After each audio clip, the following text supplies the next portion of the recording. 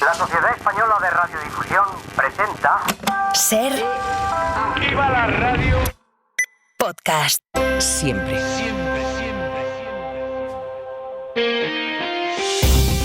Las 8 de hoy por hoy en Ser Podcast.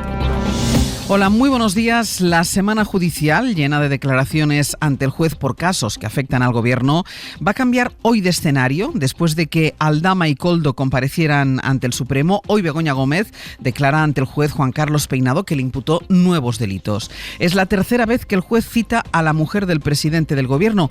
Aunque en lo judicial ha habido una novedad sobre otro asunto, sobre la Dana, la Fiscalía de Valencia apoya que se investigue la gestión que hizo el presidente de la Generalitat, Carlos Mazón. Contra Mazón se han presentado 7 querellas. El TSJ de Valencia decidió agruparlas todas en una misma causa y ahora la Fiscalía respalda que se investigue si hubo responsabilidad penal del presidente valenciano en la gestión del temporal que ha dejado por el momento 223 muertos y miles de damnificados. De hecho, todavía hoy son más que evidentes en la zona los efectos de la Dana en Valencia. Sastre, buenos días. Buenos días, Barceló. Preguntaron ayer a Mazón por esta decisión de la Fiscalía. Es curioso porque ahora es cuando la Fiscalía, que depende del imputado fiscal general, que depende del gobierno de España, pues ha decidido filtrar lo contrario de lo que dice, porque no dice nada más que inadmite la querella contra los responsables de la Generalitat Valenciana. Es curioso que se quiera hacer ruido precisamente en una semana nefasta en la que el PSOE tiene mucho que tapar, pero en fin,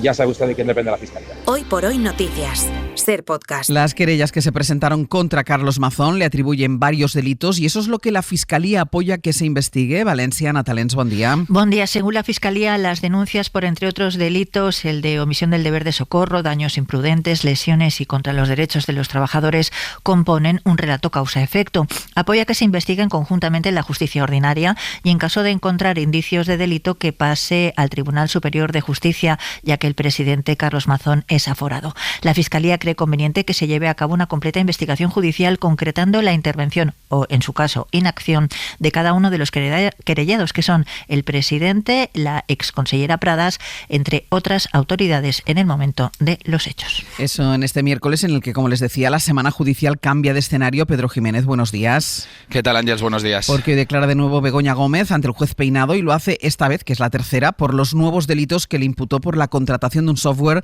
para la cátedra de la Complutense. Apropiación indebida e intrusismo. En las dos ocasiones anteriores ella se acogió a su derecho a no declarar.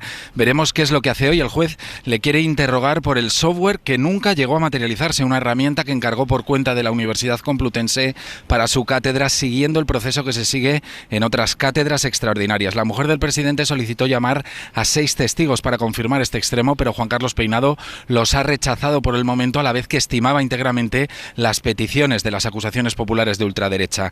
Este miércoles también declara como investigado Juan José Güemes, directivo del Instituto de Empresa, por una supuesta contradicción entre su declaración y la de la directora de Recursos Humanos de esta escuela que contrató a Begoña Gómez, contradicción de la que no hay ni rastro en el sumario. La causa, abierta en abril con una denuncia deslavazada que contenía datos inverosímiles o conjeturas, como la calificó la Audiencia de Madrid, y que presentó con titulares de prensa alguno fake. El pseudosindicato Ultramanos Limpias sigue adelante, Ángels, y hoy escribe nuevo capítulo. Pedro, gracias. A vosotros. Fue después de que el juez imputara a su mujer cuando Pedro Sánchez hizo una pausa de 5 días. Recordarán, de aquel paréntesis, el gobierno salió planteando un plan que incluía combatir los bulos. El Ejecutivo lo llamó un plan de regeneración, del que dio noticias ayer el Ejecutivo. Ayer el Consejo de Ministros aprobó un anteproyecto que pretende reformar la ley que regula el derecho de rectificación. Se podrán exigir desmentidos a los usuarios de redes que tengan 100.000 usuarios en una red social o bien 200.000 en varias de ellas. Lo presentó el ministro Félix Bolaños. Son personas que comunican, que publican hechos, que publican informaciones. Algunos de ellos lo hacen de buena fe, algunos de ellos contribuyen al debate público y otros usuarios de gran relevancia, es decir, con muchos seguidores en redes sociales, se dedican a mentir todos los días y a propagar bulos todos los días. Y por tanto creo que los ciudadanos de este país tenemos derecho a defendernos de los buleros profesionales. Guillermo Lerma, buenos días. ¿Qué tal? Buenos días, Ángels. La iniciativa que presentaron el gobierno, decíamos, se enmarca en ese llamado plan de regeneración. Sí, plan que el Gobierno quiere seguir desarrollando, así que no será la única medida que apruebe en los próximos meses. El Ejecutivo tiene pendiente avanzar también en la reforma de la Ley del Derecho al Honor para, entre otras cosas, dar a los representantes públicos un plus de protección, pero en lo que el Ejecutivo pretende avanzar de manera más inminente afecta sobre todo a la justicia. La Moncloa quiere abrir el debate sobre el papel de las acusaciones populares, como manos limpias o hazte oír, o sobre la duración de las instrucciones judiciales. Creen en el Gobierno que no puede abrirse una causa más, dicen, basada en recortes de diarios digitales, así que los cambios irán en esa dirección. El texto aún no se ha concretado, pero lo que se busca es reducir la capacidad de actuación de estas organizaciones, algo que respalda el Consejo General del Poder Judicial, que hoy va a aprobar su informe sobre la reforma de la Ley de Enjuiciamiento Criminal, donde se espera abordar los cambios en esta materia. Guille, gracias. Hasta luego. En el Supremo, Koldo García negó ayer el cobro de comisiones que le atribuyó un día antes y en ese mismo tribunal Víctor de Aldama. De hecho, negó que existiera la trama que lleva su nombre y dijo, entre otras cosas, que tenía tanto dinero en casa porque es costumbre en su familia. Es llamativo, además de esa declaración, que el Partido Popular, que está como acusación popular, no preguntó a Koldo García por la supuesta financiación ilegal del PSOE, de la que había hablado Víctor de Aldama, aunque el partido, el PP, sí que había dado veracidad al relato del presunto comisionista. Miguel Ángel Campos. Buenos días. Koldo García negó la trama de amaños en transportes, la autoría del papel sobre ese asunto presentada por Aldama, el cobro de comisiones y, en consecuencia, que recibiera dinero que acabara en el PSOE, como afirmó el corruptor.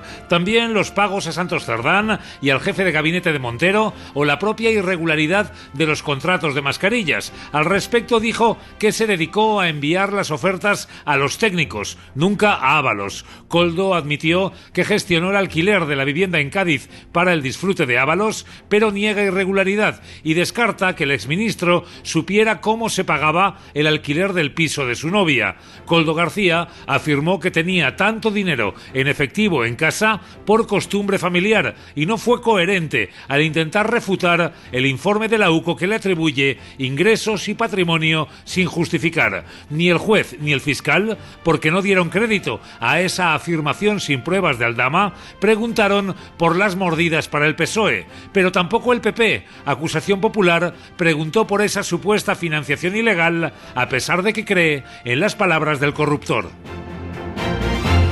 Recordarán que al Tribunal Supremo Víctor de Aldama llegó en coche junto al agitador ultra Dani Esteve, que dirige Desocupa. Esa empresa, que ya se asoció con el Sindicato Unificado de Policía para formar a sus afiliados, ha firmado ahora un convenio con una asociación de militares que cuenta con más de 3.000 integrantes. Javier Bañuelos. El Ministerio de Defensa no ve motivos para investigar ese acuerdo entre esta asociación militar y el Club Desocupa, propiedad del ultra Daniel Esteve.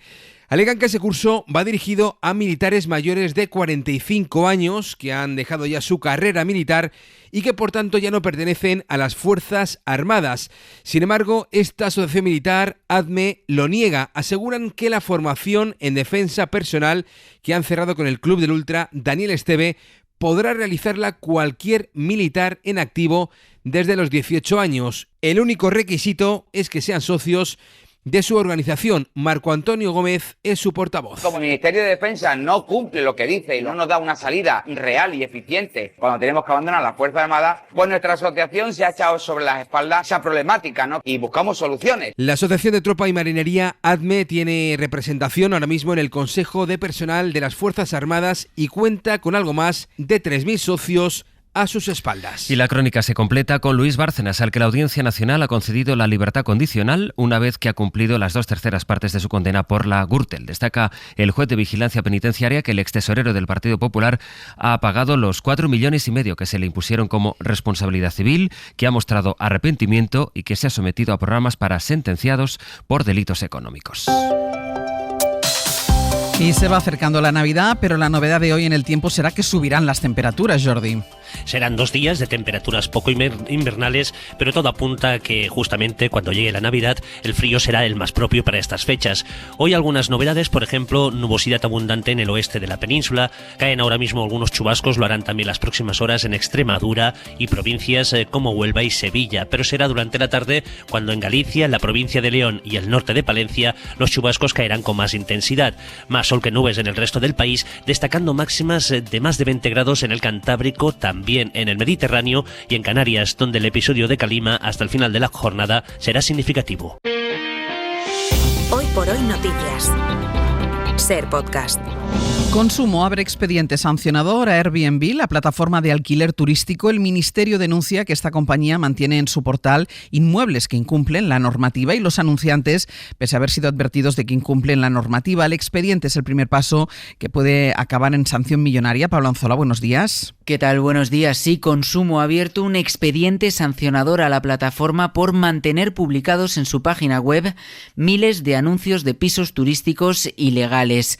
Lo hace tras solicitar información a la empresa en un primer momento y haberle advertido después de que los debía retirar de forma inmediata. Esos anuncios siguen, sin embargo, publicados y no cumplen con la normativa al no ofrecer, por ejemplo, su número de licencia o contener publicidad ilícita. El departamento que dirige Pablo Bustinduy no confirma que la sanción sea a Airbnb, habla solo de una plataforma de alquiler de pisos turísticos, una plataforma que en todo caso, y a falta de la resolución, se enfrenta ahora a sanciones que empiezan en los 100.000 euros, pero que podrían llegar a sextuplicar el beneficio ilícito obtenido. A las 9 hay sesión de control en el Congreso, que será la última del año. Lo previsible es que el PP se centre en la corrupción, que el Gobierno apunta a los datos económicos. Ayer el Banco de España volvió a mejorar sus previsiones de crecimiento para este país. En lo que está el Gobierno es en intentar aprobar los presupuestos, pero anoche en TV3, en horario de máxima audiencia. Ha tingut unes conseqüències irreversibles i segurament haurien portat la legislatura al colapse. Carles Puigdemont volvió a advertir de que Pedro Sánchez se tiene que someter a lo que él quiere, que es una cuestión de confianza. Si no, dijo que eso llevaría a la legislatura al colapso.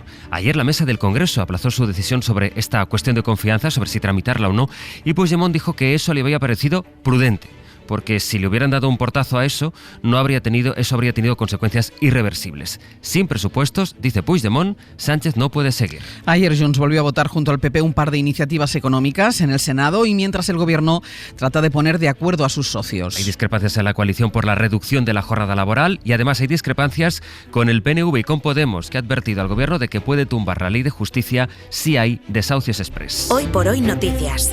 Ser podcast. Un hombre de 47 años se entregó ayer en la comisaría de policía de Cartagena, en Murcia, donde se presentó para confesar que había matado a su mujer de 50 años. La mató a los 10 días de que hubiese vencido la orden de alejamiento que tenía impuesta. Además, cuenta esta mañana el diario El País que son 27 mujeres las que aseguran haber sufrido acoso sexual por parte del cineasta Eduard Cortés, director de series como Merlí o Ni una más. Este periódico, El País, recoge los testimonios de las mujeres. 2 de ellas eran menores de edad cuando se produjeron los hechos, que acusan a Cortés de ofrecerles trabajo si a cambio ellas se grababan desnudas o masturbándose. La justicia sentencia que el trastorno que sufrió un hombre que se dedicaba a moderar contenidos en Facebook no fue una enfermedad común, como alegaba la empresa, sino un accidente laboral. Es una sentencia del Tribunal Superior de Cataluña. Barcelona, Martí Rodríguez. El moderador trabajaba para una empresa subcontratada por Facebook y tenía que revisar contenido de usuarios como decapitaciones, mutilaciones y suicidios. Por protocolo tenía que ver las escenas completas y varias veces, lo que le provocó un trastorno con síntomas